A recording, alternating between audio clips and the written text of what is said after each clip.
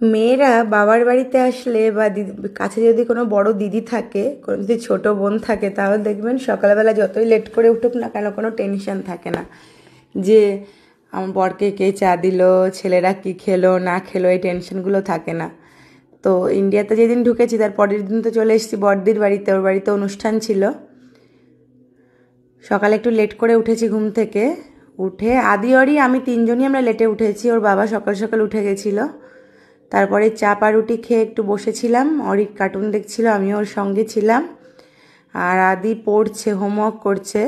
আদির যেহেতু online class চলছে, কারণ বাড়ি আসার সময় ম্যামরা বলল যে তোমরা চলে যাচ্ছ, কিন্তু তোমরা তো ডিসেম্বরের লাস্টের দিকে আসবে। তো আদির যেহেতু জানুয়ারির থেকে আবার এক্সাম শুরু হবে, তো সিলেবাস তাড়াহুড়ো করে কমপ্লিট করলেও কিন্তু এক্সামটা ভালো দিতে পারবে না। তো আমি বললাম আচ্ছা তাহলে সেটাই ভালো হবে, ও রোজ অনলাইন ক্লাস করবে, এটা ভালো হবে। মানে দুবাইতে ওর যেই যে দিন যে যে পড়া থাকতো সেই ক্লাসগুলো করবে। সোমবার থেকে শুক্রবার একটা ম্যামের পড়া, আর বাকি 3 দিন যে অ্যারাবিক টিউশন, সেভাবে অনলাইন ক্লাসটাও কন্টিনিউ করবে। এতে আসলে ভালোও হয়েছে, টাইম টু টাইম ও পড়তেও বসছে। আর আজকে সকালে ইচ্ছে হচ্ছে সাজের পিঠে খাবো, তো মাকে বললাম। তো এখন ধনেপাতা দিয়ে, কাঁচা লঙ্কা দিয়ে, ডিম দিয়ে একটা সাজের পিঠে হয়, সেটা বানাচ্ছে মা। আর এটা এটা এমনি খাওয়া যায়, এটা খেতে কিছু লাগে না। আর এই রোদটা এত ভালো লাগছে, সকাল করে খুব শীত পড়ছে, একটু রোদ ওঠার সাথে সাথে শীতটা একটু কমছে। শীতকাল তো এরমই হবে, আরও গুরুতর শীত পড়বে সামনে। তো আমরা আজকে দুপুরবেলায় বাড়ি চলে যাব। তো মাকেও বললাম তুমি এখান থেকে বাড়ি যেও না, আমাদের সাথে আমাদের বাড়িতে চলো, কারণ যেহেতু আমাকে এদিক ওদিক দৌড়াতে হয়, ঘরের কাজবাজ চলছে আমারও। তো মা থাকলে বাড়িতে সুবিধা হতো, দুই ভাইকে রেখে যখন তখন যাওয়া যায়, নাহলে দুটোকে একদম চ্যাংদোলা করে সঙ্গে করে সব জায়গাতে নিয়ে যাওয়া সম্ভব হয় না সব সময়তে।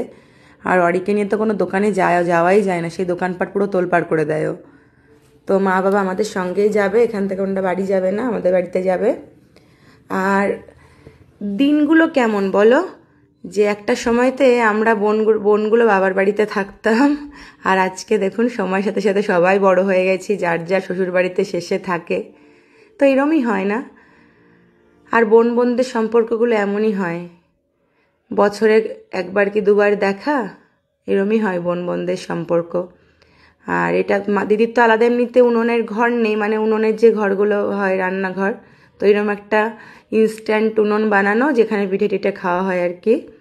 তো মা এই ব্যাটার ট্যাটারগুলো ঘর থেকে বানিয়ে নিয়ে এসছে, ধনেপাতা পেস্ট করেছে, পেঁয়াজ কুচি করে ব্যাটারের মধ্যে দিয়েছে, চালের গুঁড়ো, এটা ঘর থেকে বানিয়ে এই যেখানে বসে পিঠে করছে, আর আমরা সবাই বসে আছি। আর এই পিঠেটা সত্যি দারুণ টেস্টি, যারা খেয়েছে তারাই জানে কত ভালো লাগে খেতে। তো সবাই ভালো থেকো, সুস্থ থেকো।